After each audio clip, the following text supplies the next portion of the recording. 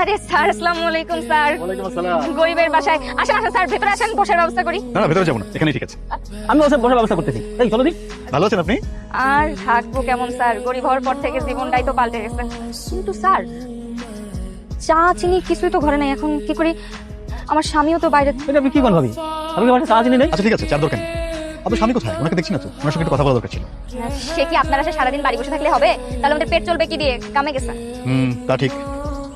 Sir আপনারা আর বাইরে থেকে এগুলো কি নিয়ে এলেন? ও এগুলা ওই ব্রয়লার মুরগির আপনার ঠ্যাং কলিজা গিলা এগুলো আছে না, কম দামে পাওয়া যায়, এগুলো কিনে নিয়েছি। আমাকে তোর একটা মুরগি কেনার মতো সামর্থ্য নাই। আপনার ভাইজান তো এতদিন আমার আদর যত্নেই রাখছে, কিন্তু গরিব হয়ে যাওয়ার পর তো ওর হাতেও কিছু নাই। যা আনতেছে তাই তো আমাকে কপাল। ভাগ্য, সবই ভাগ্য আমার গো। কি অবস্থা? চাইছে আপনারা তো আসলেই গরিব হয়ে গেছেন। একটা কাজ করি, আপনাদের ফাইলটা যত তাড়াতাড়ি সম্ভব ক্লোজ করে দিই। হ্যাঁ, মানে কি বলেন স্যার? সত্যি সত্যি ক্লোজ করে দেবেন? কেন করবো না ক্লোজ? না স্যার, আসলে আমরা তো সত্যি সত্যি গরিব হয়ে গেছি, এখন আমাদের কষ্টটা শেষমেশ আপনি বুঝতে পারলেন।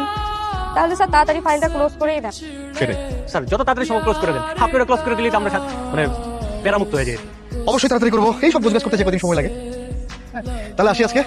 জান, তুমি সঠিক সময় মুরগির ঠ্যাং গিলা কলিজা কোত্থেকে নিয়ে আইলা? কাহিনী কিছু শুনবা? তখন বাসা থেকে বাইরে নিছি না।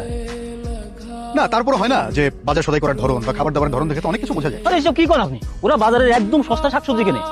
আর ওই যে বড় লোকরা রাতে খাবার দেয় না, ওগুলো সাইয়া চিনতে নিয়ে চলে আসে। আচ্ছা আচ্ছা। বুঝছো এবার? তার মানে তোমার মতো এত বুদ্ধি?